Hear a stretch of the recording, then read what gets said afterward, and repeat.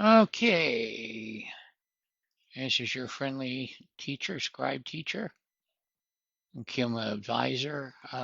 Welcome to the series. This particular section is on begging, um, how a slave begs, how she asks for permissions and stuff. I'm at the Climate Visitor Center, in case you're wondering where I'm located. We have a large facility, rooms behind me for people to stay when they visit, and it's designed basically to in the kitchen. On the far, you can see stuff in there. Anyway, this is a visitor center right above our slave kennels.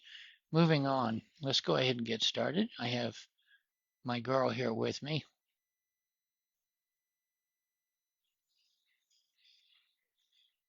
You may have to, Haley. She's asking if she has to emote. I said, yes, it may very well happen. So we'll kind of play this by ear. Okay, here we go. Is this a standard? What is begging? Let's go with that. And why are we doing it? Quote, is this the standard begging? Asked Gart. I don't know what standard begging is, master, said Ethan. To please a man, any man, said Garth. Yes, master, whispered Ethan, head down. And yes, we are ready so to beg. Yes, master. Then you're not only truly a slave, which is obvious, but you're prepared to acknowledge that you're truly a slave, says Garth. Yes, master, said Eden. Prize of Gore, chapter 2, page 257. One of the first things, if you haven't seen them yet, there's a tape on positions. There's a tape on a YouTube tape on greeting the master and the salutations. Well, not just greeting the master, all greetings, free women and slaves, um, things like that.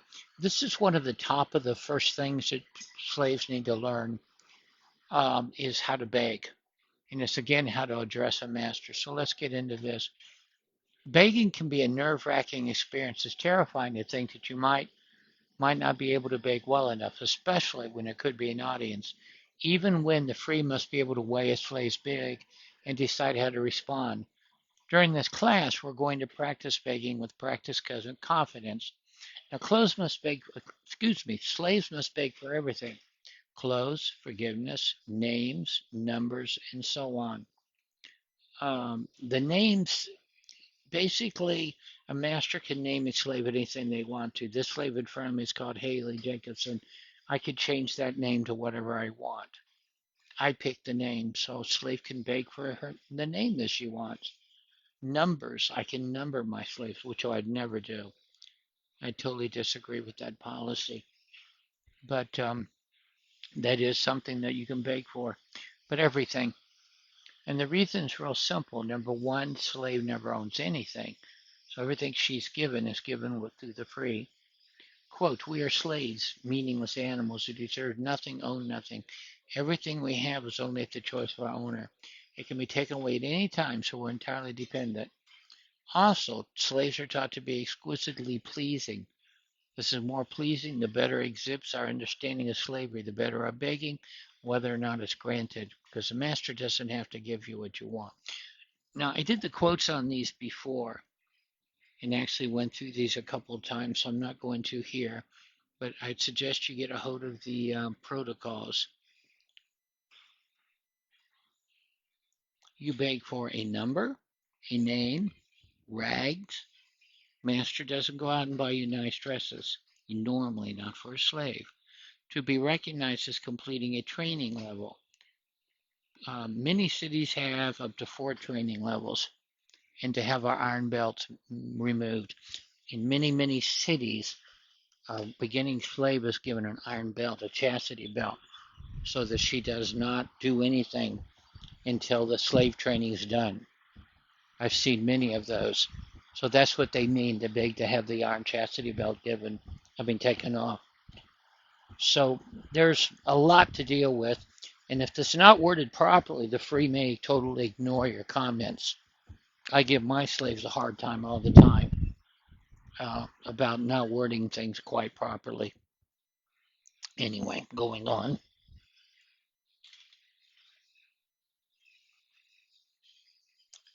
Okay, how you might impress the free the desire of your beg in such a way to bring out your desire to please and understand your slavery.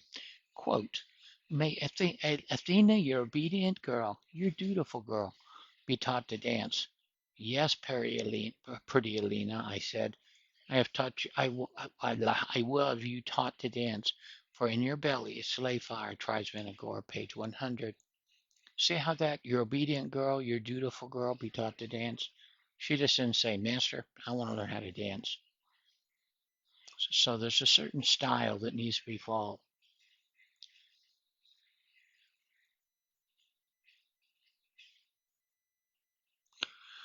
Okay, some examples to convey the message. If you're owned are by licking, kissing, lowering lashes, face subverting to the floor. Example to work for most of the free by pressing them about what honor it be to have you beg, being accepted or not from them.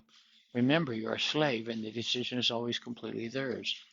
Of course, you need to be aware of when such actions are appropriate or not.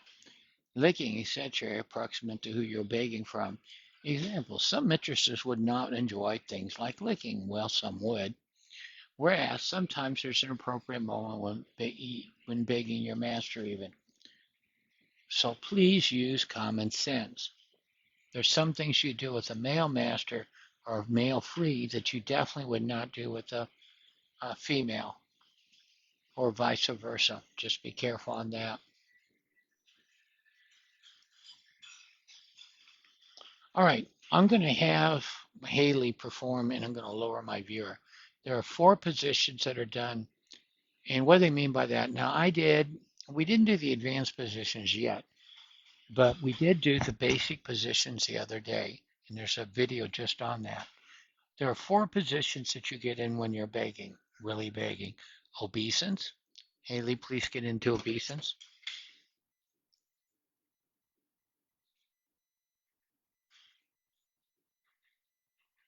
Yep. And by the way, when the slave first greets her master, she should always go to obeisance until he tells her to rise. She may be down there 5 minutes. She stays there until she's told to rise. Masters, please acknowledge your slaves. Sometimes I've seen them, I've done that where I couldn't see them or forgot, and they'd be down there a long time if they're a good slave. So, yes, I know they're beasts and things like that, but treat them right also. Okay, second one, belly. Show me belly. Haley?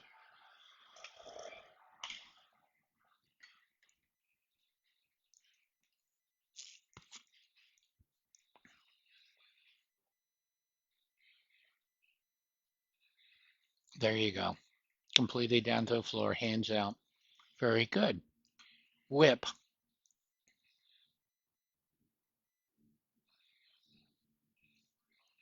Now, this is a position, and I prefer to do this one with the hair pulled back. I'll ask the girls to pull their hair back to do whip. And the last one is bara. Bara.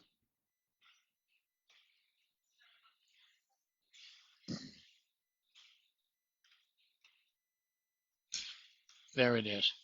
Those are the 4 begging positions you'll go in when doing this.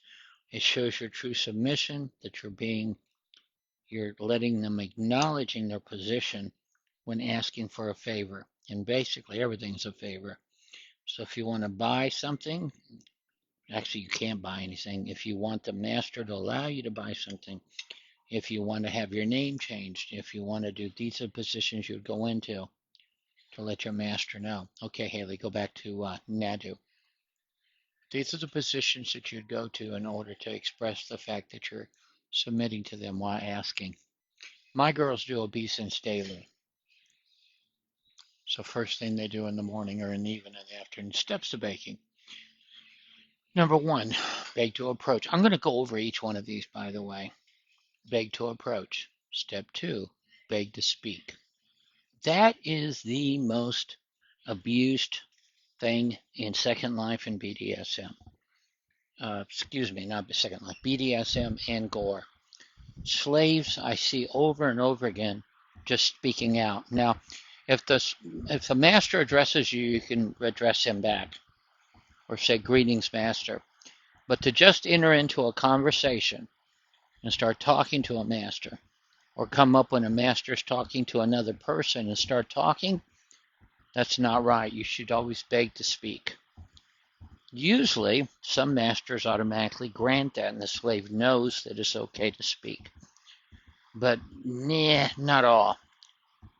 And so, if you don't know the situation, you say, "Master, may I please speak?" And my slave does that. Shawnee's very, very good about that, and Haley is too. "May I say something? May I beg to speak?" And then usually I always say, once in a while I don't, but most of the time I'll say, of course. 2, the beg itself. 3, always express gratitude if the master considered your request. 3, beg to be dismissed. You can't just get up. And one thing that Haley's extremely good about, if she's doing a serve and you look around, you'll see trays everywhere. And let's say she's serving something here. Until she's dismissed, she's going to stay with the master she's with. She doesn't just get up and walk. She's very, very good about waiting until she's dismissed. Same way with my other slaves. So that's important. So let's go over these together. There's one note I'm going to throw in. Quote, "Here's your drink, master. I beg to serve you further in any way I may." "Another?" I said. "Don't forget, I come with the price of the cup," she said. "Use me as you will." This is in a tavern usually, where when you buy the drink, you get the girl. "Another?" I said. "For your pleasure, I bring you Pega and a slave." Personalized phrase, I said. She said. Okay.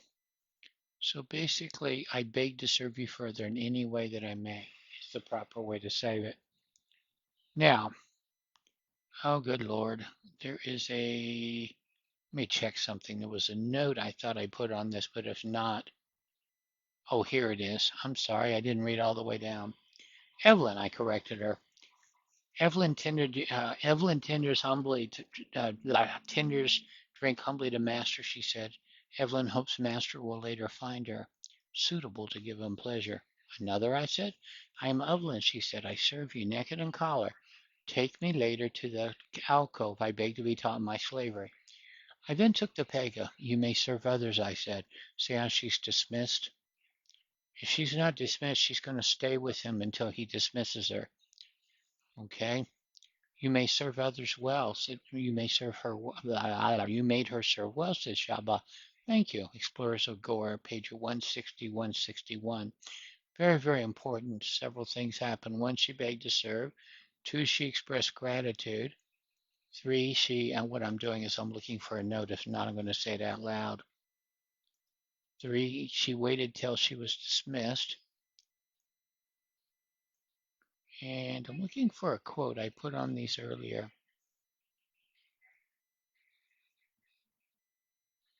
Okay, there we go. Beg to approach.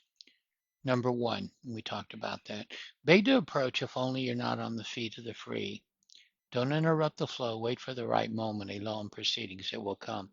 I've seen girls show up and just jump right in a conversation. Never. You wait until you're ready. Remember to be pleasing. Start with be as rich in a mode as possible to get the free's attention, telling them your feelings of apprehension and respect. Don't walk up and just say, "You want anything to drink?" Not proper. If told to approach, do so humbly and beautifully. Arrive at the master's feet. You can intensify your beg by licking and kissing. That almost never happens. I'm going to be honest here. So the master understands you know your place and you're only a begging slave. And some mistresses do like this too, but be careful not to overreach. Note, there is a woman, I'm not going to tell you her name, but whenever she sees her mistress, she'll always go and kiss her feet. So it does vary, but that's always the first thing she does. Note, there's no place, okay, this is important. It's what's called an onlineism, and I want to deal with it here. There's no place in a book where the slave begs to enter a room. Never is this, never. There is this quote, though, that's interesting, and I'm going to read it. Quote, "Observed," once Elizabeth has said, Elizabeth to me, to my amusement, in the secret compartment, the 12th way to enter a room. 12th way? I had observed it was not all bad, but I think I prefer the 10th. That with the girl's back against the side of the door, the palms of her hands on her jab, her head up, her lips slightly parted, eyes to the right, smoldering on the right temperature.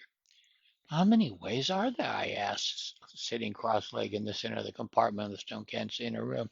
Well, it depends on the city. In our, we are the best. We have the most ways to enter the room. 104. I whistled.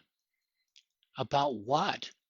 I, I asked, just walking straight through. She looked at me and said, nah, 105. Assassins of Gore, Book 5, page 204. You don't beg to come in. That's never anywhere in the book to enter a room. You can enter. You beg to interrupt a conversation, but you don't beg to come in. That's an onlineism. And apparently there's 105 ways to enter a room. Much to my surprise. If you do not if you do not give permission to approach, then you must thank the free for acknowledging you that they did and beg for release before you leave their presence. Never give a beg before you're released. Your focus is always solely on the free to whom you're begging. Okay. So if you do not give permission to approach, remember we're not talking in the room, but approaching somebody in the room, you must thank the free for acknowledging what they did and beg for release. Because what may happen is you may go and do the beg and say, may I come, Master, may I come and serve you? If he doesn't say anything, you have to wait until they either A, releases you, or B, acknowledges you. They may say, go ahead and serve another. But if you get no acknowledgement at all, they might be affleck. So wait for a few minutes. Common sense is about 3 minutes, by the way. Don't sit there for 10. If kneeling for attention to only one man, another approaches and greets you. This part's very, very important. If kneeling for attention to one man, another approaches and greets you, you must focus only on the person to whom you're begging. A slave can always emote acknowledging the greet by way of hearing it and showing more fear and distress at not being able to answer. So they at least know you have acknowledged them in some way. I'm going to say this in IMs too. This bothers the heck out of me. Somebody will be serving or with their slave. Another man will come into their IMs and start talking. A good slave will ignore the other IMs and focus just on her master. I know it's OCC. I really don't care. I get upset with my slaves if I'm talking to them and they sit for 5 minutes. I sit for 5 minutes because they're IMing people and they're getting comments. When I do date night and other things, I expect them to focus on me, not men who are trying to talk to them. And so this whole thing about if a man approaches you, let him know that you see him, but you'll get back to him later, and you have apprehension, that goes in IMs too. A good slave wants to focus on her master or the master she's serving and not be in IMs going, well, it's OCC, so I'll just talk to everybody in the room. And if a master comes into your IM, put up an auto response saying, I'm sorry, I'm with this master right now. I'll get back to you when I'm done. Put it in auto response. But focus on the person you're with. That's the way a good slave would go. You say, well, I'm not a life starter. That's fine. But the point is, are you a slave? And if not, then play the free. But if you're going to be a slave, then be a slave. Now, that's my philosophy. Let's move on. Okay, here we go. Um, also, a slave is in a submitted. Also, a slave in a submitted position will give the free a clue the slave is already serving or begging, and so they're not expected greeting at that time. So we've already mentioned the four positions. Also, if you have your hands up and serving and things, that's the clue too. So that's kind of a tricky deal there. Begging to speak. Like I said, this is the most abused thing in Gore I've seen, at least in terms of the newer slaves. Older slaves know better. If you're already at the feet of the free, don't bother asking permission to approach. You're already there. However, if you're not already begging position, now is the time to move into one. This is the way all positions should be done. First, emote the position, then animate. Okay. If your emote is different than what you do visually, the emote goes first. Okay. So let's say you don't have a proper um, anything for that matter, obeisance, whatever. What you emote counts more than, I'm going to take all this out of here. I've got this silly. What you emote counts more than what you show in visual. That comes first. So anyway, if you're not in a begging position, we told you before, now's the time to move into one. Remember to emote the position, then animate. We have a class specific on how to emote those. The beg itself. The beg itself does not necessarily require justification. You could just descriptively plead, exquisitely beg. A beg is not necessarily successful because a good enough reason has been offered, but your owner may ask why they should give you what they're begging for, and then you should have an answer ready. If you offer, does that make sense? I hope it does. If the master says, why should I do this? Have an answer ready. If you offer reasons why your beg should be granted, make sure you're telling the free how granting your how granting it benefits them, not you. But and Haley's brilliant at this. Things like, well, master. Actually, I'll tell you what, I'm going to let her do one. But Haley, think for a minute. Think of a beg where you'd be able to say how it benefits me for me to grant what you want. And she's actually very good at this. She does it quite cleverly. But you want to say it in a way that makes them think how the free person benefits by granting it. Do not offer your justification as an equal, but only as a slave. You must neither cajole nor manipulate or you're going to expect consequences. I hate the manipulating. Using the third person, another way of intensifying your beg. Now, those of you who have heard my other tapes know the third person is only used in rare exceptions. Some slaves use third person all the time, and that's not by the book. Once in a while, people in the book use third person as a way of intensifying the beg. Master, may the slave, whatever. You couple that with the obeisance and the other things, it intensifies the beg. Okay? Okay, Haley, I'm going to bring down chat, and I want you to give me an emote that would show me why, by granting, I'm going to get rid of these so you're not, by granting your request would benefit me. I started to actually give an example, and then I realized you may come up with your own. Give me a beg that if I did it would benefit me.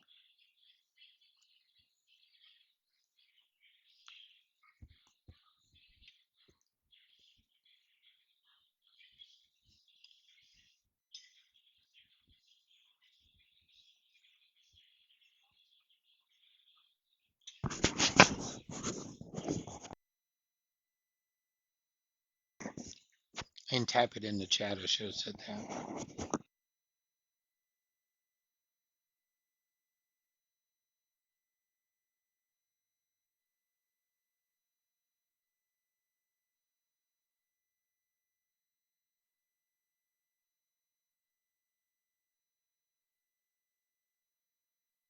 A bag that you can do that would benefit me. Okay, she's puzzled, and let me give you an example that popped in my head. Let's say my slave wants to get new clothes, which, by the way, even like I said, even the rags that a master supplies are to be begged for. Let's say she wants to get new clothes, and I tell her that I think she has too many now, and basically I want her to quit getting the clothes. Haley, can you think of a way that phrase that to where it'd benefit me for you to get new slave clothes?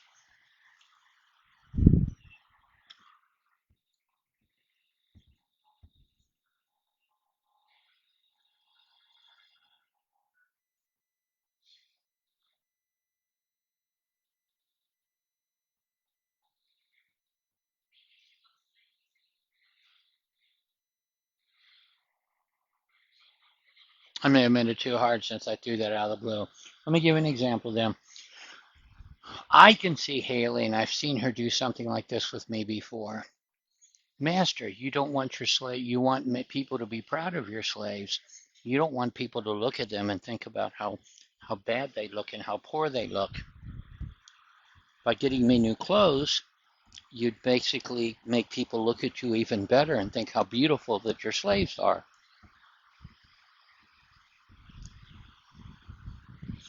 And actually, you'd probably, yeah, something along those lines. We're getting new clothes, or her getting new clothes. Because I may turn around and say, "You've got too many, stop buying." And she would if I asked her. But she could easily point out, "But master, I begged you to allow me to get new clothes. This girl, this girl begs you to allow me to get new clothes. For when men look at me, they'll see how beautiful your girls are, and your standing among the other men will go up." There's turning buying her clothes, her being allowed to get new clothes, into a benefit for me. Other men will look at me better and admire her girls.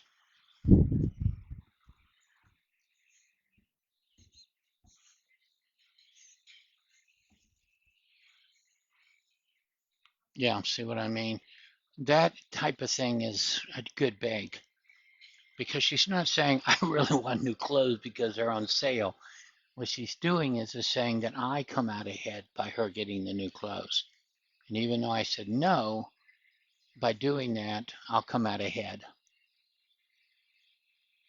Okay, see how that bit goes? It's how the master benefits, not her. And it is true. When she dresses well, it makes me look good. There's no way around that. But that's a good way to phrase a beg. And I shouldn't have thrown her in that situation because I didn't warn her ahead of time. But honestly, Haley is one of those people that I think is very good at finding ways of doing that. Gratitude. Okay, whether the beg was granted or not, you're going to show gratitude. If it is granted, emote your gratitude and delight. Bounce up and down, hug them. Well, I don't know about the hugging part, but you know what to do. And hold your position. If your beg is not granted straight away, it may be your ability to role play is being tested. That is, he may be look at it going, "Show me more." And if you're told no, stop immediately, accept that the beg is not pleasing, and try and work harder to do better. Honestly, I like my girls looking good, and I like my girls, um, yeah, in general. So I want to keep them happy too, not just me. So my point is, I'm trying to get this last card up. Last one, beg to be dismissed. Make sure you do not move or turn your focus from the free person until you've been dismissed. This can be followed as you leave as an emote describing your appearance of delight or determination to be better or more pleasing. So that goes back on the whole thing about if he says no, you won't be more pleasing, determination to do better because he chose not to do it, and turn and leave, but not until you've been dismissed. That is the key in this being lost in gore. I want to hammer that. Okay, that's it on begging. Um, we actually have quite a few more lessons, but that's it for this week. Thank you. Thank you for visiting my visitor center here at Klima. Come by someday if you choose. I will put a link down. And if you need any more information, please let me know.